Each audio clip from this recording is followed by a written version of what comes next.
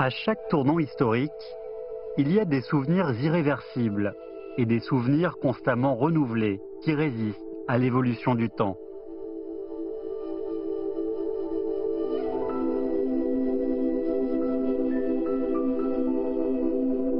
Le jardin chinois est toujours vif comme un album photo indélébile qui étale 1000 ans d'histoire.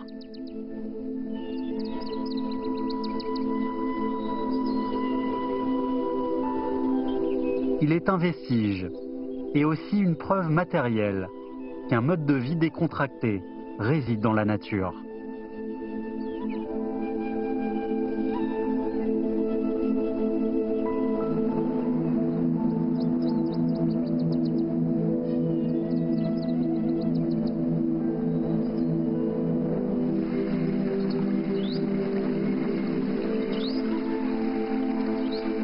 En fait, le jardin n'est qu'un aspect du monde, mais dans lequel on y retrouve diverses choses. Le théâtre de la vie, les sentiments, ainsi que leur expression.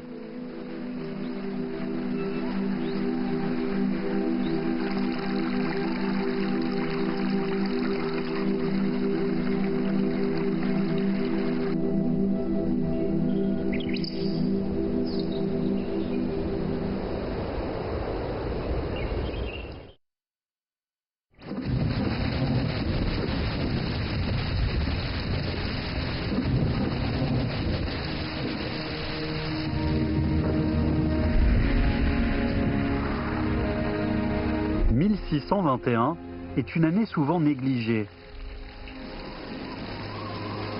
Quelques mois plus tôt, le nouvel empereur est monté sur le trône. La société était toujours dans un certain chaos, alors que la vie dans les jardins continuait.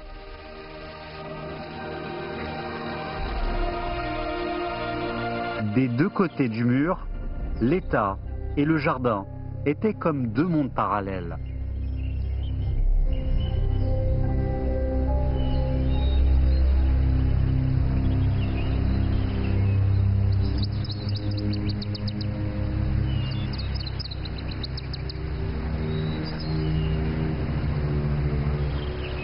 Même si c'est un jour de canicule, Xiang Cao-cha à Suzhou est aussi ordinaire que les autres jours.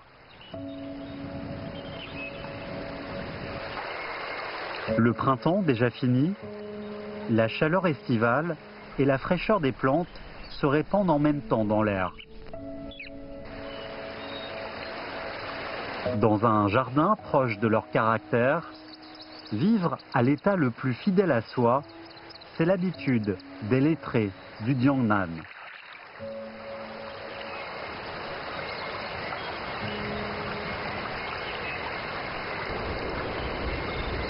Wen Zhenhang est d'autant plus désinvolte. Il vient d'assister à une compétition de thé. Entre les deux finalistes, le thé Die de Changxin et le thé de la montagne Tianche, il préfère le premier.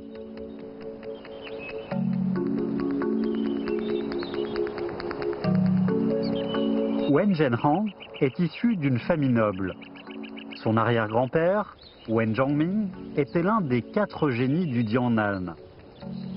Grâce à ses qualités et ses œuvres, il a fondé une famille intellectuelle. Xiang Caocha est la résidence de Wen Zhenhan, le jardin de la famille Wen.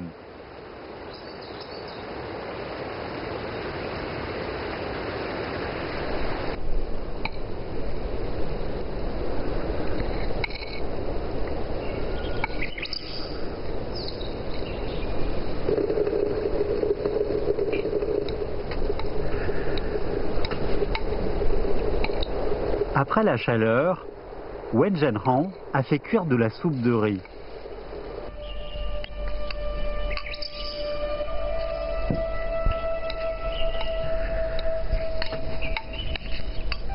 Faite avec 50 à 60 grains de riz et 2 bols d'eau, cette soupe est capable de refléter la silhouette de l'homme et, une fois refroidie, est idéale pour nourrir les mousses.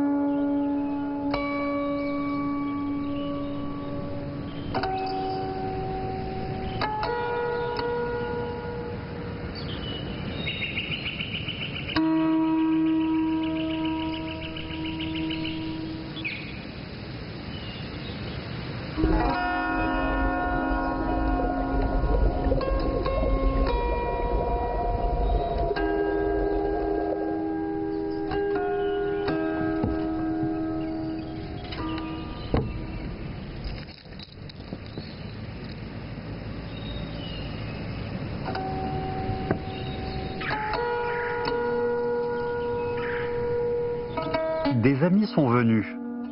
Les feuilles de thé, après une nuit au cœur du lotus, émettent un arôme frais et doux. Il faut utiliser de l'eau de pluie hivernale pour infuser le thé. La combinaison du froid et de la chaleur produisent un goût parfait.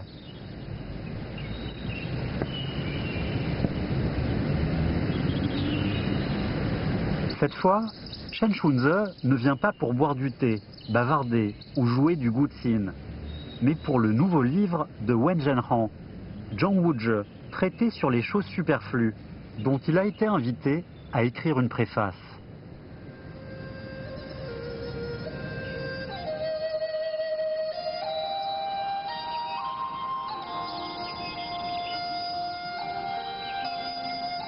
Dans la pièce du guqin, sous la chambre de pierre, on a déjà étalé la natte en herbe Diaozhan et mis l'attractile dans l'encensoir.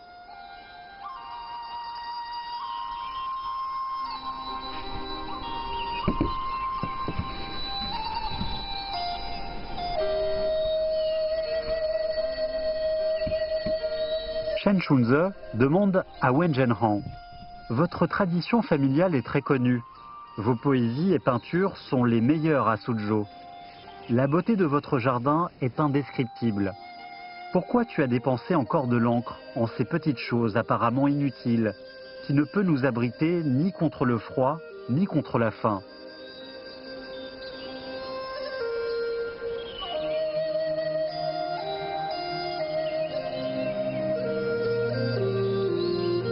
Wen Zhenhan lui répond: « J'ai peur que le cœur et les mains des habitants de Suzhou changent.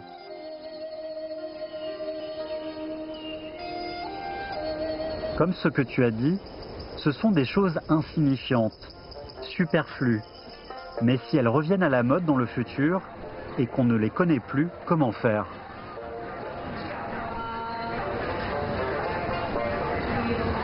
Donc, je les ai notées afin que ce genre de choses ne se produisent pas.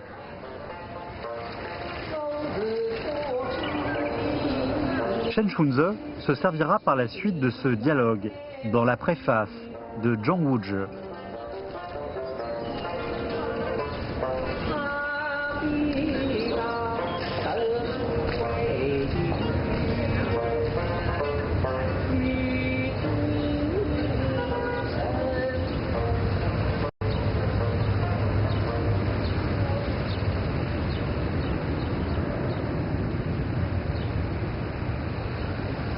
Le jardin de la culture, près de la porte d'In, à Suzhou, est sans doute le jardin de style Ming le plus caractéristique. C'est le jardin des médicaments que la famille Wen a acquis en 1620 et qui a été rebaptisé plus tard le jardin de la culture.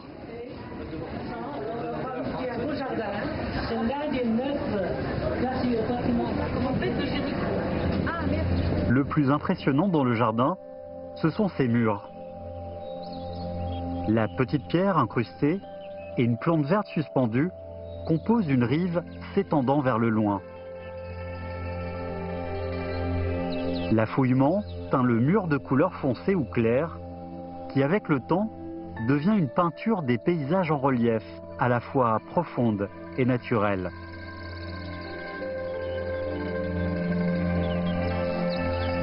L'esprit raffiné peut entrer dans la peinture et aussi dans le mur. Le mur témoigne de l'histoire et élargit la vision et l'imagination.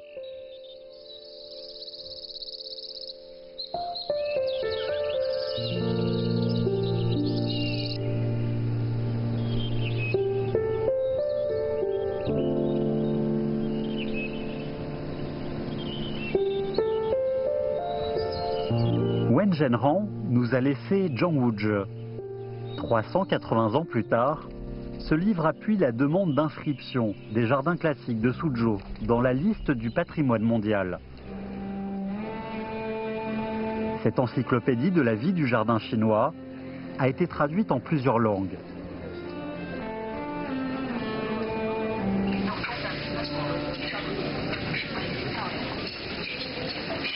Si Zhang Wuzhe est un manuel de la vie bourgeoise du jardin, le livre de son ami Zichang Yuanye, Traité du jardin, constitue une référence pour sa construction. L'un porte sur l'habitation, l'autre sur la culture de soi. Les deux décrivent la vie des lettrés de la dynastie Ming. Ceux qui cherchent une vie en retraite et un environnement détendu les considèrent comme un idéal.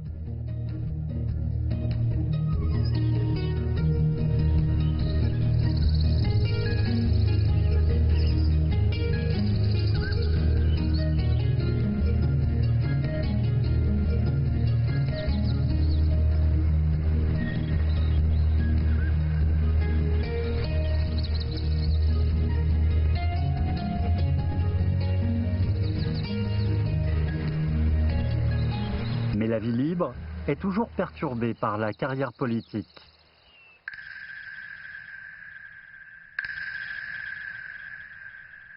Les lettrés hésitent toujours entre l'élégance et la vulgarité. Et il faut faire un choix. Tel est le dilemme de Wen Zhongming.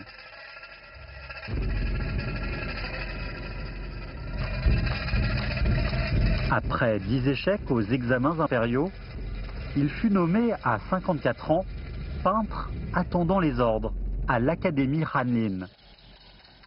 Son enthousiasme fut vite refroidi par les vicissitudes politiques. S'il insistait dans sa carrière, il devait changer et endurer les souffrances. S'il retournait à Suzhou, bien que non honoré, il pourrait vivre libre et à l'aise. Wen Zhongming choisit de quitter son poste.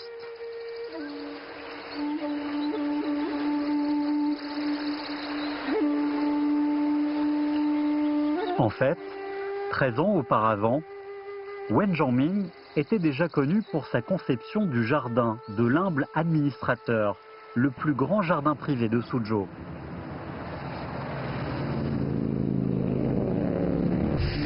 Sa peinture, les 31 paysages du jardin de l'humble administrateur, exposé au Metropolitan Museum of Art de New York, est une reproduction du jardin de l'époque.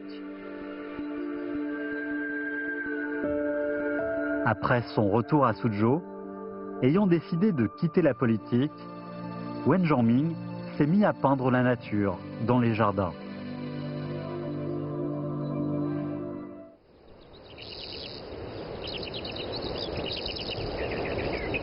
Tang Yin, l'un des 4 génies du Jiangnan, avait aussi un jardin. Or, c'était en fait un tombeau.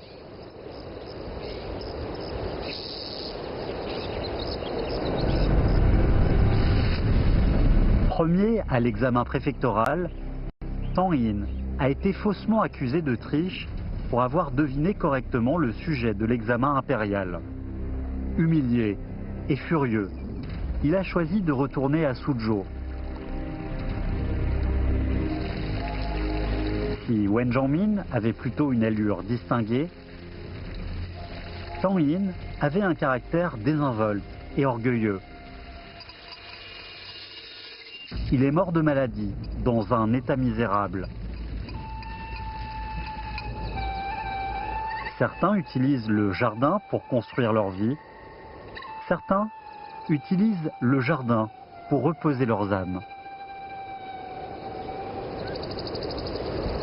« 400 ans plus tard, le jardin de Tang Yin est considéré comme le premier lieu de talent du Jiangnan.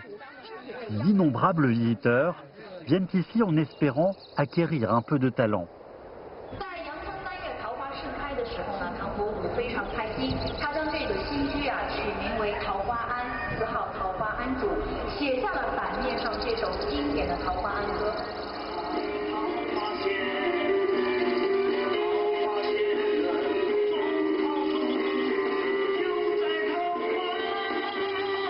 Cueillir des fleurs de pêcher pour acheter du vin.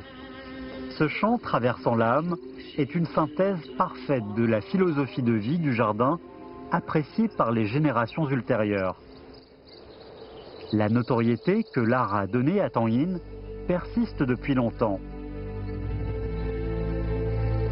Les voix de Wen Zhangmin et de Tang Yin ont été les plus ardentes de la dynastie Ming.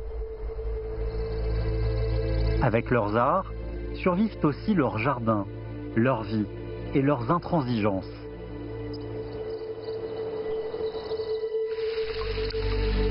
Descendant de la famille Wen, Wen Zhenran a prolongé cette voie. Habitant tranquillement dans le jardin, il s'intéresse également au destin du pays. Chaque fois que le pays a décliné, à l'intérieur des murs, il y avait toujours des gens qui restaient en éveil.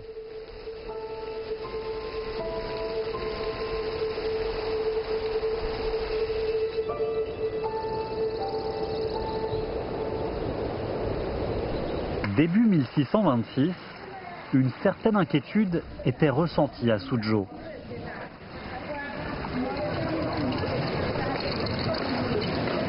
Suivant les ordres, des gardes aux vêtements rouges venaient arrêter l'académicien de Dongling, Zhou Shunchang. Il s'agissait de la lutte politique entre les eunuques et l'académie Dongling. Or, Zhou Shunchang était très soutenu par les locaux pour son intégrité durant son mandat. À cette nouvelle, des dizaines de milliers d'habitants sont allés dans la rue. Leur chef était Wen Zhenran.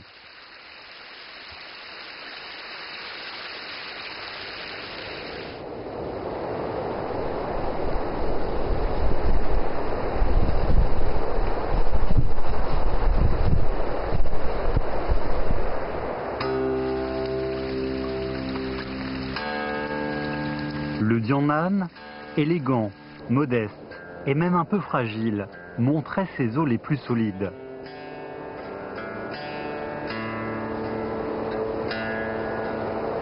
Les lettrés avaient un vrai esprit noble.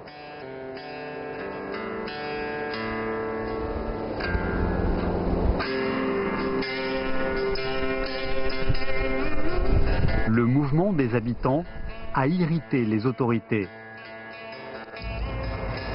Chacun se sentait en danger. La vie de Wen Zhenran était la plus raffinée, mais devant les questions de principe, sa fermeté était aussi la plus inébranlable. Mais il n'est pas mort au champ d'honneur. 5 hommes courageux ont sacrifié leur vie pour protéger les habitants de Suzhou.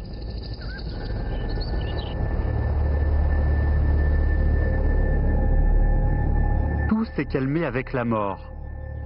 Seul le récit de la stèle des 5 hommes a été laissé pour commémorer cet événement pathétique ayant eu lieu à l'extérieur du jardin.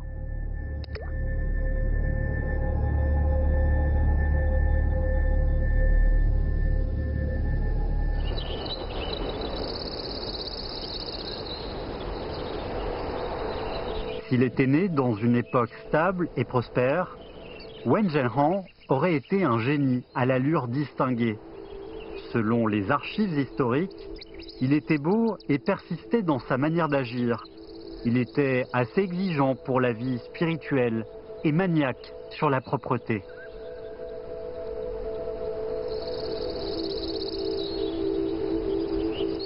L'odeur de sang, à l'extérieur des murs, n'avait pas encore disparu. La vie du génie, à l'intérieur des murs, pouvait-elle encore montrer son vrai sens des détails?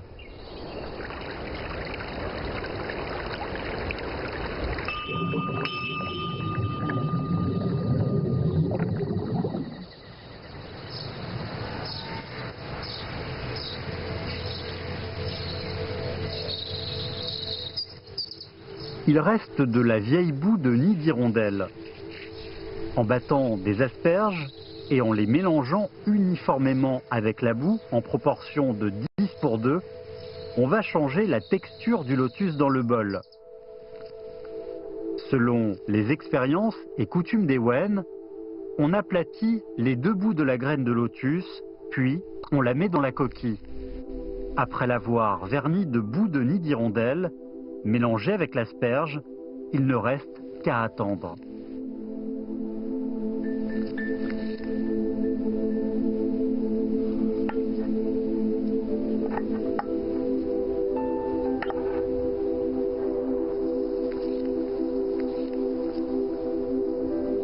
Pendant une dizaine de jours, en profitant de la chaleur et de l'humidité à l'intérieur de la coquille, la vieille graine de lotus connaît des changements délicats.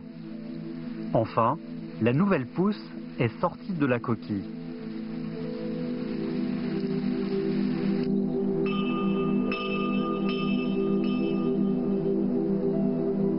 La dimension du jardin importe peu.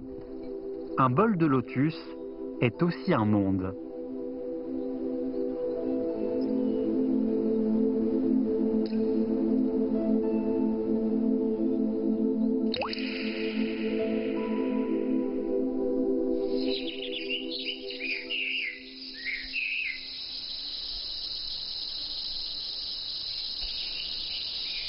Les fabricants de cascades disaient qu'il manquait quelques bambous pour accueillir l'eau coulant du toit. Les bambous présents étaient un peu courts.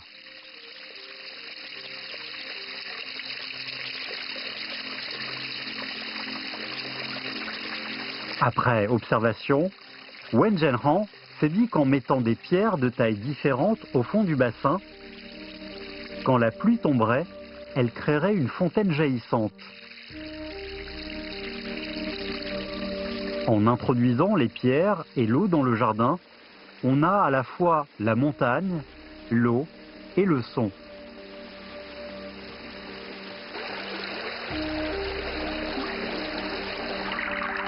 Que ce soit dans un jardin ou dans une montagne, on trouve toujours des pierres creusées par l'eau. Ces choses insignifiantes ont été notées par Wen Zhenhan dans Zhangwuzhi.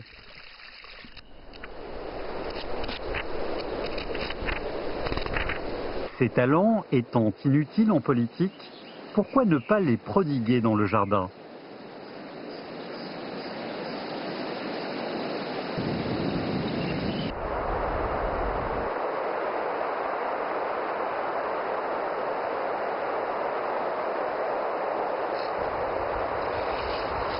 Le solstice d'automne approche.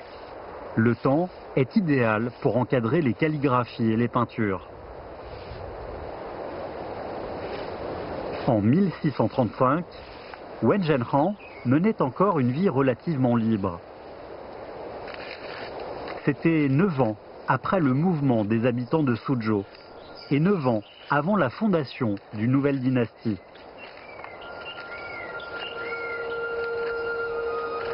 L'encadrement ne demande pas beaucoup de peine, mais Wen Zhenhan se sent fatigué chaque fois.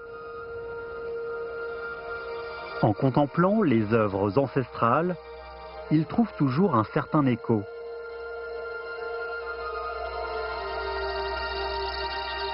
Il espère que cet écho pourra persister longtemps avec ses peintures.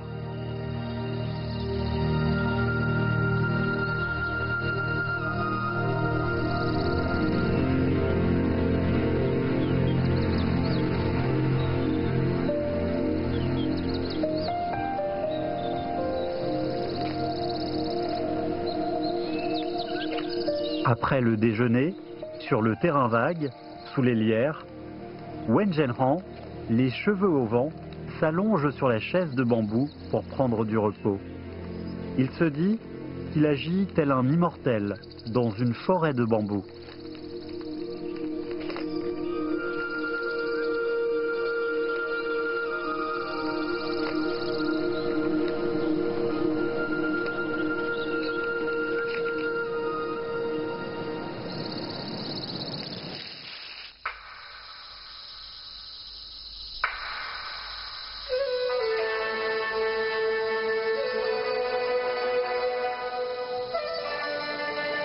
Wen Zhenhan est un passionné d'opéra. Il connaît non seulement des maîtres, mais aussi la meilleure troupe de Nanjing. Ayant entendu parler d'une nouvelle pièce, Énigme sur les lanternes, Wen Zhenhan est venu tôt pour l'écouter. La nuit tombe, sous les lumières, les acteurs sont sur scène. Wen Zhenhan est le seul spectateur.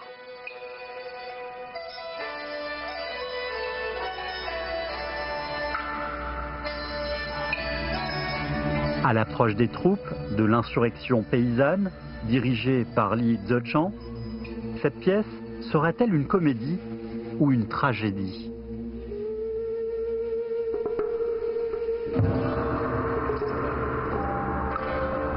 La pièce est finie, le dîner est servi. Outre les légumes et fruits frais, il y a aussi des crabes du lac Yangshan. Mais Wen Zhenhan n'a pas le cœur de manger. Il pense toujours à la pièce.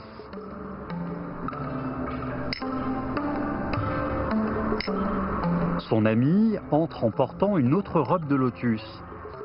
Les vêtements prennent le lotus comme sujet.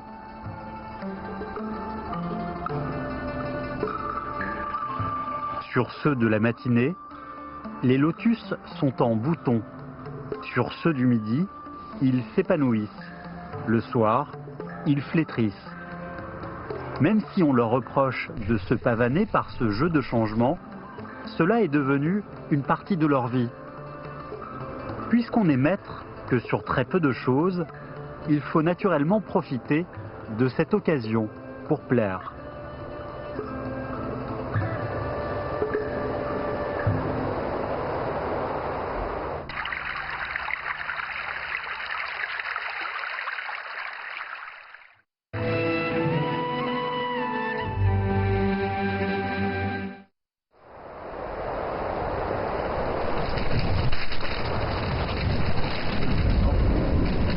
La vie confortable et stable s'arrêta en 1637. 2 fois fonctionnaire, 2 fois destitué, Wen Zhenhan est obligé de faire face au même dilemme que son arrière-grand-père, Wen Zhongming. Il faut choisir la politique ou le jardin. S'il se retire dans le jardin, il cultivera sa qualité morale. S'il s'engage en politique, il fera du bien au peuple.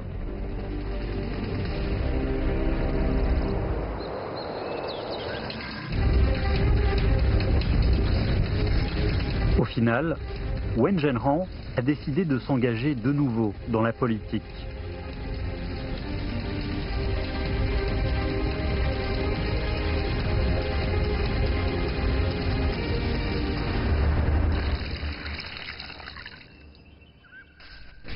Avec ses talents en gouttine, calligraphie et peinture, il fait un nouveau pari. Les lettrés se trouvent toujours dans ce cercle vicieux.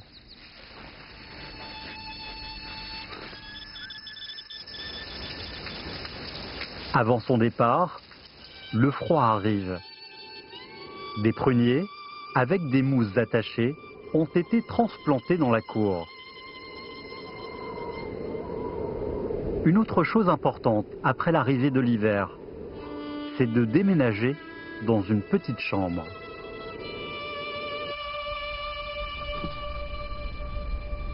Un pot de narcisse, quelques bambous sacrés, puis une main de Bouddha à côté sont installés.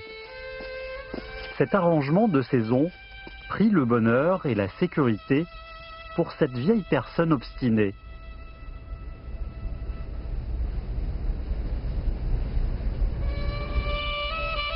Dans la prudence, on découvre à la fois l'attente et l'inquiétude.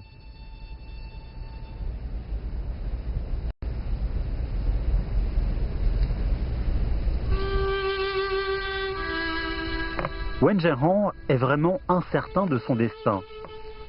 Il pourrait être emprisonné ou torturé, se suicider ou mourir de dépression. Mais malgré cela, la réalité ne permet plus aucune hésitation. Puisqu'aucun membre de la famille Wen n'est fonctionnaire, c'est son devoir de chercher un poste dans le gouvernement.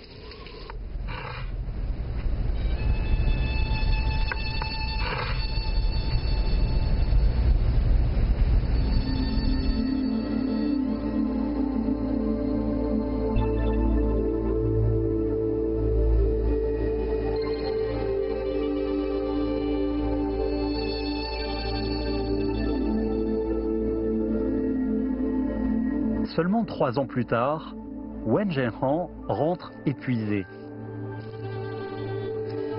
Il est encore vivant, mais plus aucun descendant de la famille Wen n'entrera au gouvernement. Wen Zhenhan a mis le point final de la carrière politique de cette famille.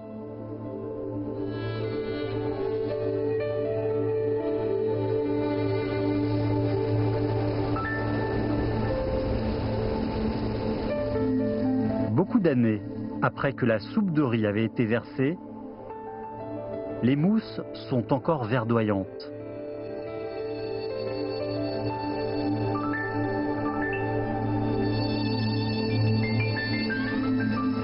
Allongé sur le canapé, son ancien rêve continue.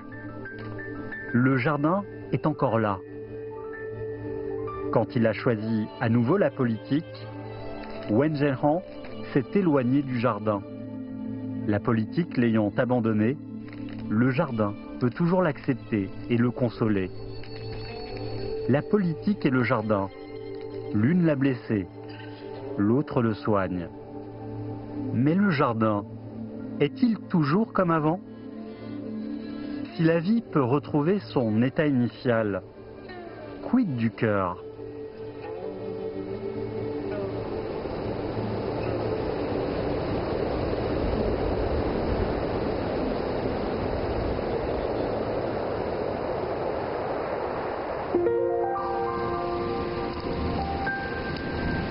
Il veut retourner au jardin de l'humble administrateur pour voir la glycine de Chine que son ancêtre a plantée de ses propres mains.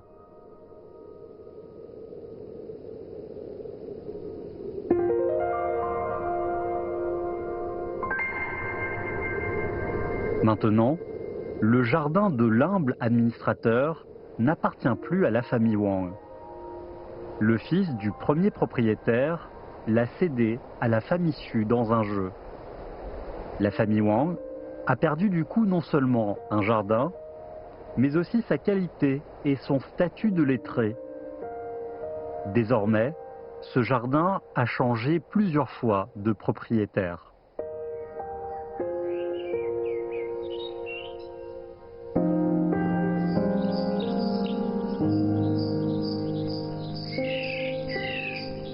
En 1645, le cédratier arrêta de produire des fruits et beaucoup de ses feuilles tombèrent au sol.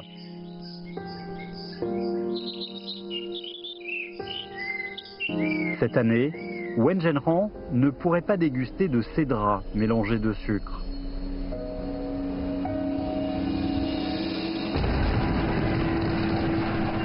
À l'extérieur du jardin, l'armée Qing est déjà arrivée au Jiangnan.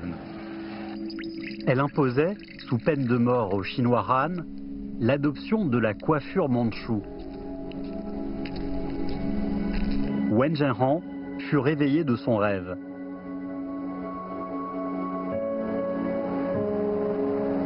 Il écrivit un testament et se jeta dans la rivière avec Zhang Wuzhi, œuvre qu'il avait écrite avec tant de peine.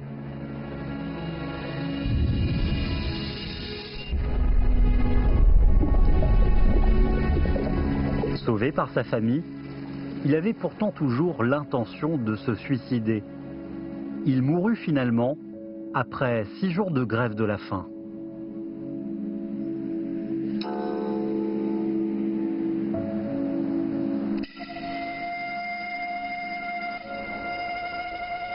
Ce moment-là, le bol de soupe de riz au bord du lit de Wen Zhenran était inutile. Lui ne se souciait que des mousses vertes qui ne pousseraient plus si personne ne versait de la soupe de riz par terre.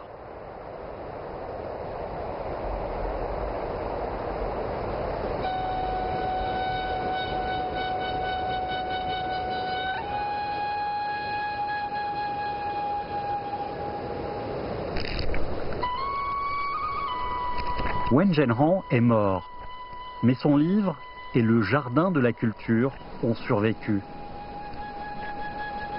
Ce n'est pas seulement un livre documentant des détails de vie, ou un jardin où on s'amusait avec la nature et on profitait de la vie.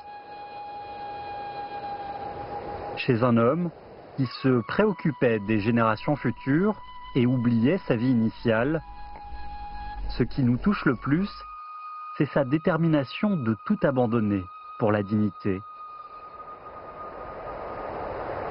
Dans l'histoire chinoise, il y a toujours eu des gens qui, insistant sur cette dignité, ont protégé la tradition culturelle de cette nation.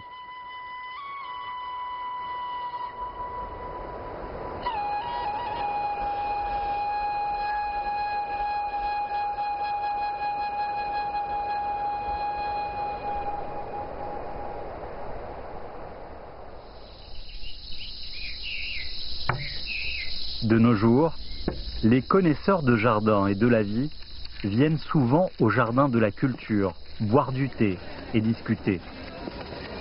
C'est sans doute un autre dialogue de vie, au-delà du temps. 义父长先师晚明时候文征明的曾孙的家，今天我们在一个晚明的园林空间中来呈现茶席，看似是穿越，其实是对我们古代文人生活的一种敬礼。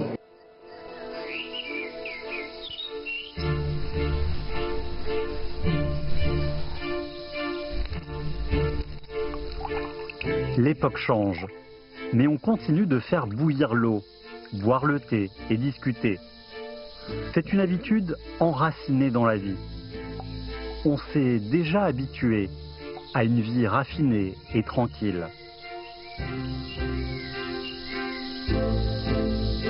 Avec le temps, l'habitude devient encore plus tenace. On la rencontre à chaque cercle de vie, à chaque appel de la culture. Si Wen Zhenran voyait cette scène, qu'en penserait-il? Si on compilait les habitudes de toutes les époques en livres, combien de suites pour Zhang Wuzhi aurait-on?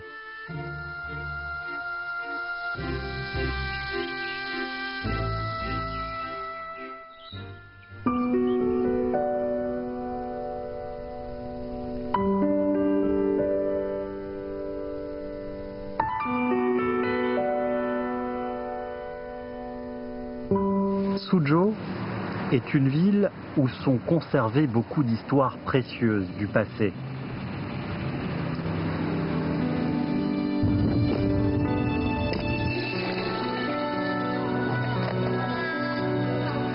Jiangwuzhi fait écho dans les rues, les rivières et les jardins.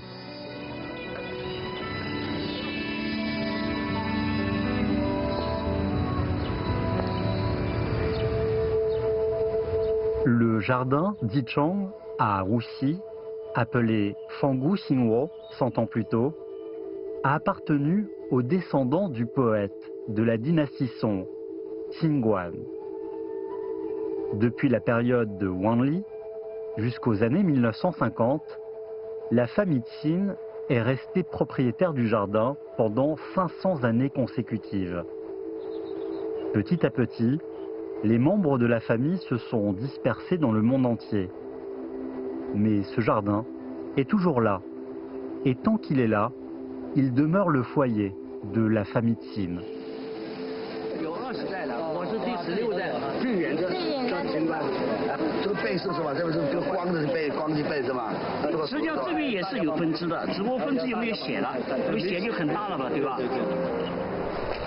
À chaque fête de Qingming, la famille Qin se réunit dans le jardin Dichang.